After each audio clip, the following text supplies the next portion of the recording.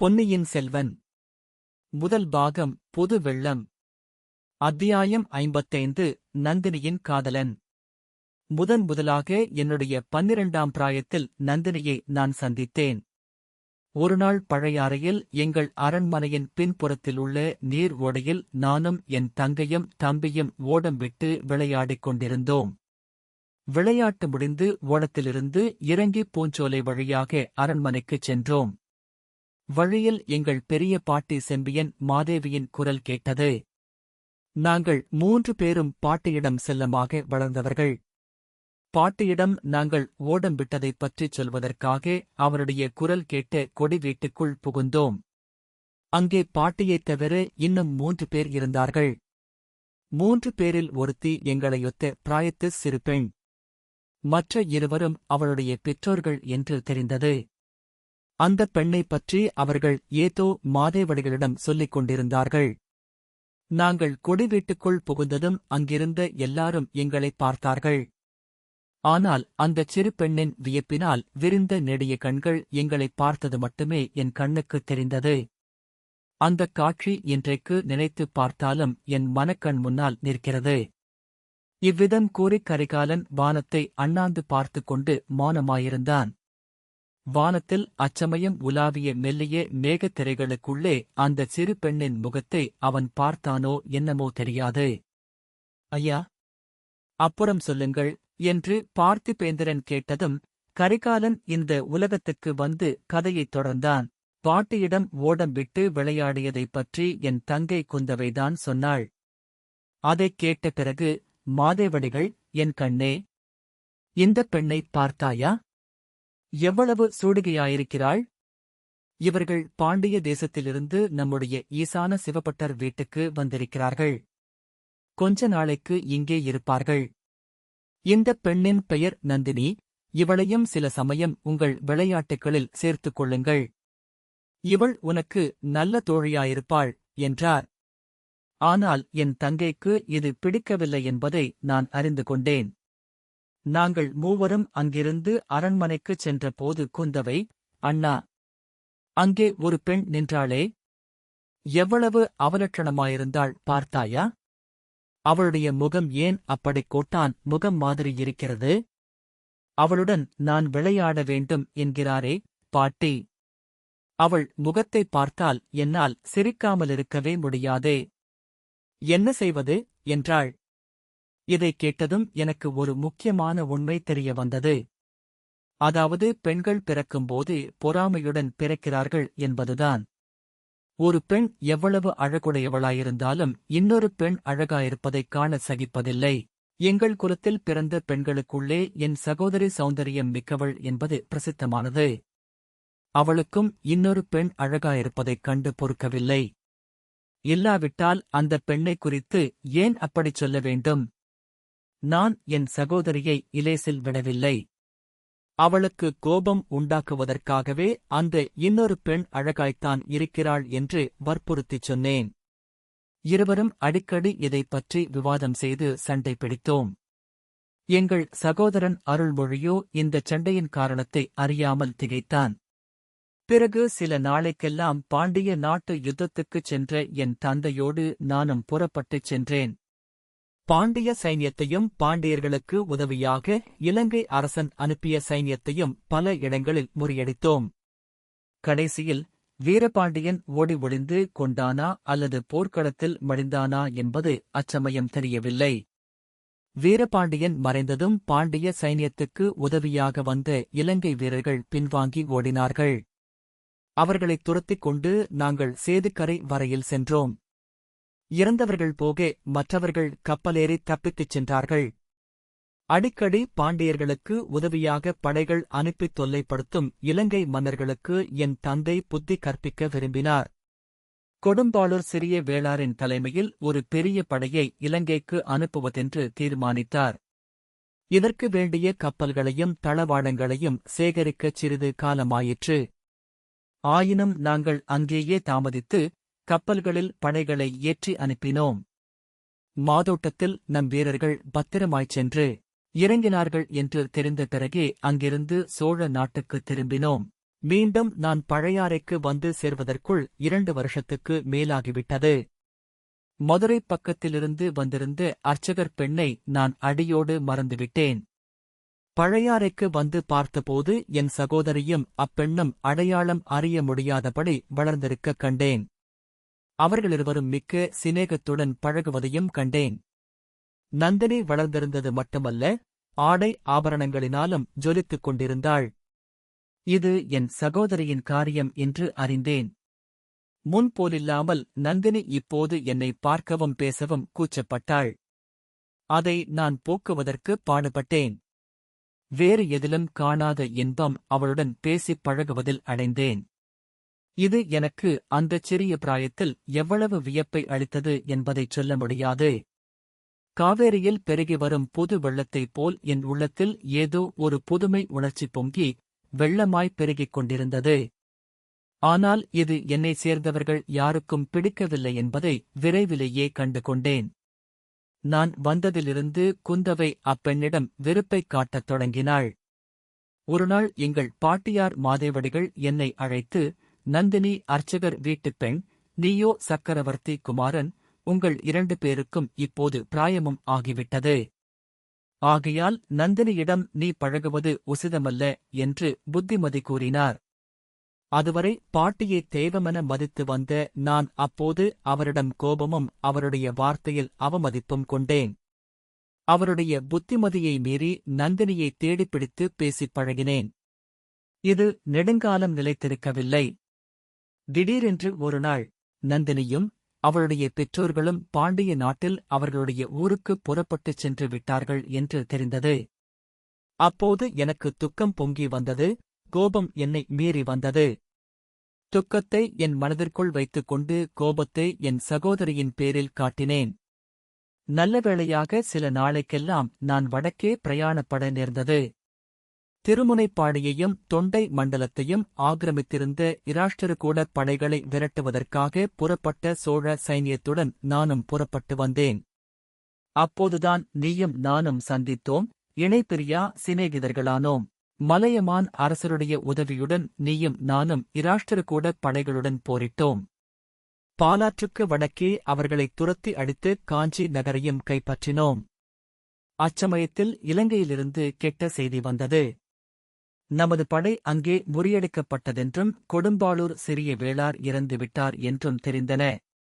இதைக் கேட்டுவிட்டு அது வரையில் பாலைவனத்தின் மத்தியில் பாறை குகையில் ஒளிந்திருந்த வீரபாண்டியன் புற்றிலிருந்து பாம்பு புறப்படுவது போல் வெளிப்பட்டு வந்தான். மறுபடியும் சைன்யத்தை திரட்டிக் கொண்டு மதுரையைக் கைப்பற்றி மீனக்கொடியை ஏற்றினான். இதையெல்லாம் கேட்டபோது உனக்கும் எனக்கும் எப்படிப்பட்ட வீராவேசம் உண்டாயிற்று என்பது ஞாபகம் இருக்கிறதல்லவா? நாம் இருவரும் உடனே புறப்பட்டு பழையாறைக்குச் சென்றோம். என் தந்தை சக்கரவர்த்திக்கு அப்போதே உடல் நலம் கெடத் தொடங்கியிருந்தது. கால்களின் சுவாதீனம் குறைந்திருந்தது. ஆயினும் சக்கரவர்த்தி பாண்டிய நாட்டுப் போர்க்களம் புறப்பட சித்தமாயிருந்தார்.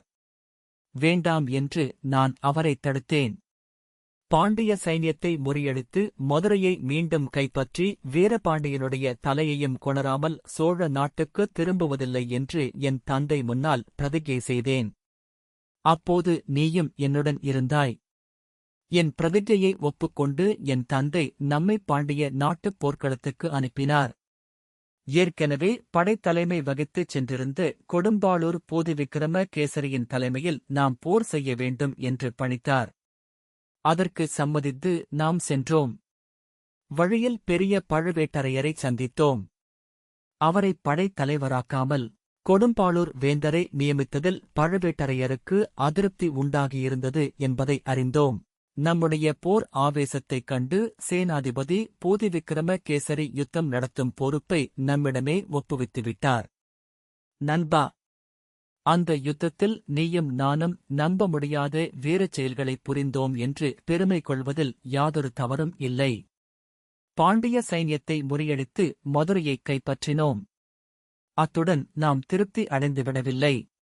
மறுபடியும் பாண்டிய சைன்யம் தலையெடுக்க முடியாதபடி அதை நிர்மூலம் செய்துவிட விரும்பினோம். சிதறி ஓடிய வீரர்களை நாலா பக்கத்திலும் துரத்திச் சென்று ஒருவர் மிச்சமில்லாமல் துவம்சம் செய்துவிடும்படி நம் படை வீரர்களுக்கு கட்டளையிட்டோம். நாம் மட்டும் ஒரு வலிமையான படையுடன் பாண்டியனை துரத்திக் கொண்டு போனோம். உயரமாக பறந்த மீனக்கொடி பாண்டியன் எந்த திசையை நோக்கி ஓடுகிறான் என்பதை நமக்குக் காட்டியது. அந்த திசையை நோக்கி நாமும் சென்று அவனை பிடித்தோம். வீரபாண்டியனைச் சுற்றிலும் ஆபத்துதவிகள் மதில் சுவரைப் போல் பாதுகாத்து நின்றார்கள். சோழ நாட்டு வேளக்காரப் படையைக் காட்டிலும் பாண்டிய நாட்டு ஆபத்துதவிகள் ஒருபடி மேலான வீரர்கள். பின்வாங்கி ஓடுவதில்லை என்றும் தங்கள் உயிரை அளித்தாவது பாண்டிய மன்னனைக் காப்பாற்றுவோம் என்றும் சபதம் செய்தார்கள். அது சாத்தியப்படாமற் போய் பாண்டிய மன்னனுக்கு ஆபத்து வந்துவிட்டால் தங்கள் தலையே தாங்களே வெட்டிக்கொண்டு பலி கொடுப்போம் என்று சபதம் பூண்டவர்கள். அப்படிப்பட்ட வீரர்கள் தங்கள் கடனை நிறைவேற்றினார்கள். ஒருவர் மிச்சமின்றி அவர்களைக் கொன்று தீர்த்தோம். இறந்தவர்களின் சவங்கள் மலை மலையாய் குவிந்தன. ஆனால் அவர்களுக்கு நடுவில் வீரபாண்டியனை நாம் காணவில்லை. மீனக்கொடியைப் பார்த்து நாம் ஏமாந்து போனோம். மீனக்கொடியைத் தாங்கிக் கொண்டு யானை ஒன்று நின்றது. ஆனால் அதன் பேரிலோ பக்கத்திலோ பாண்டிய மன்னனைக் காணவில்லை. வீரபாண்டியன் போர்க்களத்திலிருந்து தப்பி ஓடி ஒளிந்து கொள்ளுவதில் சமர்த்தன் அல்லவா? இப்போதும் அவன் ஓடியிருக்கலாம் என்று சந்தேகித்து படைகளைப் பிரித்து நாலாபுறமும் அனுப்பினோம். வைகை நதியின் இரு கரைகளோடு நீங்கள் எல்லோரும் விரைந்து சென்றீர்கள். நானும் சும்மா இருக்கவில்லை. வைகை நதியில் இறங்கி மணலில் நடந்து தெற்கே சென்றேன். ஒரு தனிக் குதிரையின் குளம்படி மணலில் சில இடங்களில் பதிந்திருந்தது. குதிரை போன வழியில் மணலில் இரத்தக் கரையும் காணப்பட்டது. அதை பிடித்துக் கொண்டு நான் போனேன். வைகையாற்றின் மத்தியில் ஒரு தீவு போல் அமைந்திருந்த சோலையை அடைந்தேன். அந்தச் சோலைக்குள்ளே திருமாலின் கோவில் ஒன்றிருந்தது. அதையொட்டி இரண்டொரு அர்ச்சகர் வீடுகள் இருந்தன. பெருமாள் பூஜைக்குரிய பூ மரங்கள் அச்சோலையில் ஏராளமாக இருந்தன. ஒரு சிறிய தாமரைக் குளம் பூத்துக் குலுங்கிக் கொண்டிருந்தது. நண்பா, உனக்கு ஒருவேளை ஞாபகம் இருக்கலாம். அந்தச் சோலையைச் சுட்டிக்காட்டி அதில் நம் வீரர்கள் யாரும் தப்பித் தவறிக்கூட பிரவேசிக்கக் கூடாது என்று நான் கண்டிப்பான கட்டளையிட்டிருந்தேன். இதற்குக் காரணம், அந்தப் பெருமாள் கோவிலின் பூஜைக்கு பங்கம் எதுவும் வரக்கூடாது என்று நான் எண்ணியது மாத்திரமல்ல, அங்கே இருந்த பட்டரின் வீட்டில் என் உள்ளத்தைக் கவர்ந்து என் நெஞ்சில் கோவில் கொண்ட பெண்ணரசி இருந்ததுதான். ஒருநாள் அந்தச் சோலைக்குள் நான் புகுந்தபோது நந்தினியைப் பார்த்துவிட்டேன். அவளுடைய கோலம் இப்போது சிறிது மாறிப்போயிருந்தது. தலைக்கூந்தலை ஆண்டாள் விக்கிரகத்தைப் போல் முன்னால் மகுடமாகக் கட்டி அதில் பூமாலை சுற்றியிருந்தாள். கழுத்திலும் பூமாலை தரித்திருந்தாள். இது என்ன கோலம் என்று நான் கேட்டேன். அவள் என்னை பிரிந்து வந்த பிறகு மானிடர் யாரையும் மணப்பதில்லை என்றும் ஆண்டாளைப் போல் கண்ணனையே மணப்பது என்றும் சங்கல்பம் செய்து கொண்டதாகக் கூறினாள். இது வெறும் பைத்தியக்காரத்தனமாக எனக்குத் தோன்றியது. மானிடப் பெண்ணாவது கடவுளை மணப்பதாவது? ஆயினும் அதைப் பற்றி அச்சமயம் விவகாரம் செய்ய நான் விரும்பவில்லை. யுத்தம் முடியட்டும், பிறகு பார்த்துக் கொள்ளலாம் என்று எண்ணினேன். அவளுக்கு ஏதேனும் உதவி வேண்டுமா என்று கேட்டேன். உங்கள் போர் வீரர்கள் யாரும் இங்கு வராதபடி செய்யுங்கள். இங்கே என் வயதான தாய் தந்தையர் மட்டும்தான் இருக்கிறார்கள். அவர்கள் கண் தெரியாதவர்கள். திடகாத்திரனான என் தமையன் ஒருவன் உண்டு. அவன் இப்போது திருப்பதி யாத்திரை போயிருக்கிறான் என்றாள். அவள் கேட்டபடி அங்கே நம் வீரர் யாரும் வராமல் பார்த்துக் கொள்வதாக நான் வாக்குறுதி கொடுத்துவிட்டு திரும்பினேன். அப்புறம் 2-3 தடவை அவளைப் போய் பார்த்தேன். அவளிடத்தில் நான் கொண்ட பழைய மோகம் ஒன்றுக்கு 10 மடங்கு பெருகிக் கொழுந்து விட்டிருந்தது. எனினும் பொறுமையைக் கடைப்பிடித்தேன். வந்த காரியத்தை முதலில் முடிக்க வேண்டும். வீரபாண்டியனுடைய தலையுடன் பழையாறைக்குப் போக வேண்டும். அதற்கு பிரதியாக நந்தினியை மணந்து கொள்ள தந்தையிடம் அனுமதி கேட்பது என்று முடிவு செய்தேன். இப்படி நான் தீர்மானித்திருந்த நிலையில் ஒற்றைக் குதிரையின் குளம்படி அந்தச் சோலைக்குள்ளே போயிருப்பதைக் கண்டதும் அளவிலாத வியப்பும் ஆத்திரமும் கொண்டேன். மேலும் சென்று பார்த்தபோது அடர்ந்த மரங்களின் மறைவில் குதிரை கட்டியிருப்பதைக் கண்டேன். எனவே தப்பி வந்தவன் அந்த குடிசை வீடுகளில் ஒன்றில்தான் இருக்க வேண்டும். நந்தினியின் வீட்டுக்குச் சென்று பலகணி வழியாக பார்த்தேன். நண்பா, அங்கே நான் கண்ட காட்சி பழுக்கக் காய்ச்சிய எறும்பினால் என் நெஞ்சில் தீட்டியது போல பதிந்திருக்கிறது. ஒரு பழைய கயிற்றுக் கட்டிலில் வீரபாண்டியன் படுத்துக் கிடந்தான். நந்தினி அவனுக்கு தாகத்துக்கு தண்ணீர் கொடுத்து குடிக்கச் செய்தாள். அவள் முகம் முன் எப்போதுமில்லாத காந்தியுடன் ஜொலித்தது. அவள் கண்களில் 2 துளி கண்ணீர் ததும்பி நின்றது. என்னை மீறி வந்த ஆத்திரத்துடன் கதவை படார் என்று உதைத்து திறந்து கொண்டு உள்ளே போனேன். காயங்களைக் கட்டிக் கொண்டிருந்த நந்தினி என்னைக் கண்டதும் அதை நிறுத்திவிட்டு முன்னால் வந்தாள். சாஷ்டாங்கமாக என்னை நமஸ்கரித்து எழுந்தாள். கை கூப்பிய வண்ணம், ஐயா, நீங்கள் என் பேரில் ஒருநாள் வைத்திருந்த அன்பின் பேரில் ஆணையிட்டு வேண்டுகிறேன். இவரை ஒன்றும் செய்யாதீர்கள். படுகாயப்பட்டு கிடக்கும் இவரை உங்கள் கையால் கொல்ல வேண்டாம் என்றாள். நான் தட்டத் தடுமாறி, உனக்கும் இந்த மனிதனுக்கும் என்ன சம்பந்தம்? எதற்காக அவன் உயிரைக் காப்பாற்றும்படி கேட்கிறாய் என்றேன். இவர் என் காதலர், இவர் என் தெய்வம், இவர் என்னை மணந்து கொள்ளச் சம்மதித்திருக்கும் தயாளன் என்றாள் நந்தினி. காயம் பட்டிருந்த வீரபாண்டியனைப் பார்த்து கொஞ்சம் உண்டாகியிருந்த இரக்கமும் என்னிடமிருந்து அகன்றுவிட்டது. இந்தப் பாதகன் சண்டாளன் எப்படி என்னை பழி வாங்கிவிட்டான்? என் இராஜ்யத்தையே கைப்பற்றியிருந்தாலும் பாதகம் இல்லை, என் உள்ளத்தில் குடிகொண்டிருந்த பெண்ணரசியல்லவா அபகரித்து விட்டான். இவனிடம் எப்படி இரக்கம் காட்ட முடியும்? முடியவே முடியாது. நந்தினியை உதைத்து தள்ளிவிட்டு அவளைத் தாண்டிக் கொண்டு சென்று வாளின் ஒரே வீச்சில் வீரபாண்டியனுடைய தலையை வெட்டி வீழ்த்தினேன். அந்த மூர்க்க பயங்கர செயலை இப்போது நினைத்துப் பார்த்தால் எனக்கு வெட்கமாயிருக்கிறது. ஆனால் அச்சமயம் யுத்த வெறியோடு கூட குரோத வெறியும் என்னை பீடித்திருந்தது. அந்த ஆவேசத்தில் வீரபாண்டியனைக் கொன்றுவிட்டு அந்த வீட்டின் வாசற்படியைத் தாண்டும்போது நந்தினியை ஒருமுறை திரும்பிப் பார்த்தேன். அவளும் என்னை கண்கொட்டாமல் பார்த்தாள். அதைப் போன்ற பார்வை இந்த பூவுலகில் நான் கண்டதில்லை.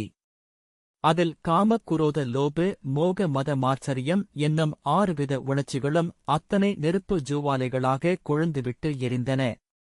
அதன் பொருள் என்னவென்று எத்தனையோ தடவை எண்ணிப் பார்த்தும் எனக்கு இன்று வரை தெரியவில்லை. அதற்குள் என்னை தேடிக்கொண்டு நீயும் இன்னும் பலரும் வந்துவிட்டீர்கள். வீரபாண்டியனுடைய தலையற்ற உடலையும் இரத்தம் சிந்திய தலையையும் பார்த்துவிட்டு எல்லோரும் ஜெயகோஷம் செய்தீர்கள். ஆனால் என்னுடைய நெஞ்சில் விந்திய பர்வதத்தை வைத்தது போல் ஒரு பெரும்பாரம் அமுக்கிக் கொண்டிருந்தது.